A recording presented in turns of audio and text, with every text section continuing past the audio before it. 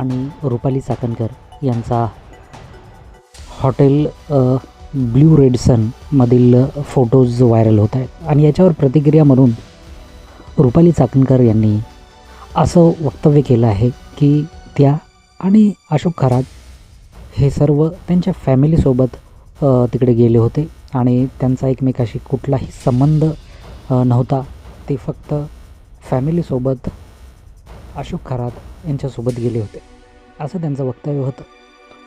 पण या गुवाहाटीच्या दौऱ्यांच्या बातम्यामुळे अशोक खरात आणि रुपाली चाकणकर यांची चर्चा झाली होती आणि काही फोटो सोशल मीडियावर व्हायरल होत होते. मात्र आता लोकांचं लक्ष एका वेगळ्याच मुद्द्याकडे वळताना दिसतं. रुपाली चाकणकर आणि अशोक खरात यांनी एकाच हॉटेलमध्ये एकाच रूममध्ये स्टे केलं असं काही जण बोलत होते.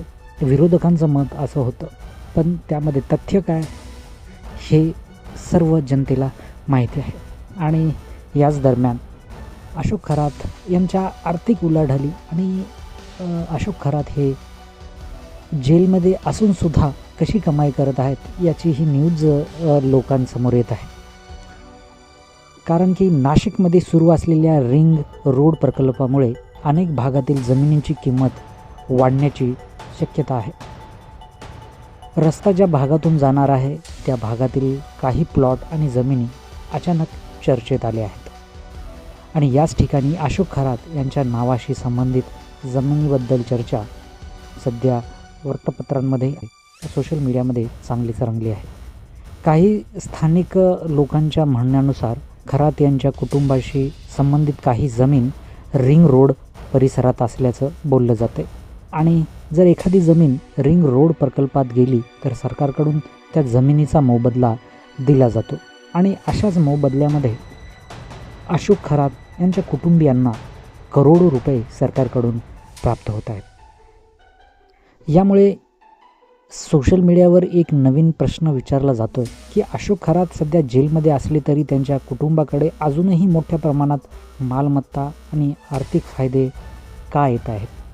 कारण रिंग रोडसारखा मोठा प्रोजेक्ट आला की त्याच परिसरातील जमिनींची किंमत अनेक पटीने वाढू शकते. काही वेळा सरकारकडून मिळणारा मोबदला देखील कोट्यावधी रुपयांचा असतो.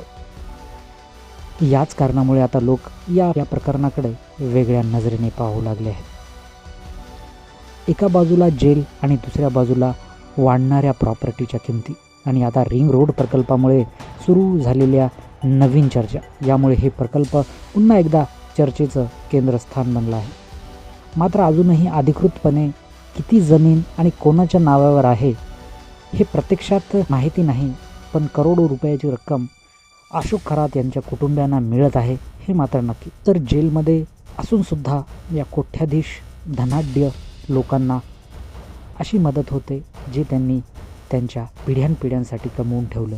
जेलमध्ये असो किंवा बाहेर असो त्यांची प्रगती ही होतच राहते. पण स्वातंत्र्य असूनसुद्धा गरीब लोक जे की आर्थिकदृष्ट्या दुर्बल घटक आहेत त्यांना अशा प्रकारे आर्थिक मदत किंवा त्यांच्या राहणीमानात काही बदल होत नाही. आणि इथे खरातसारखे कोट्याधीशी लोक जेव्हा बाहेर असतात तेव्हा मजा करतात आणि जेव्हा जेलमध्ये असतात तेव्हासुद्धा त्यांच्या जमिनीच्या किमती गगनाला भिडतात आणि सरकारकडून मावेजासुद्धा मिळतो.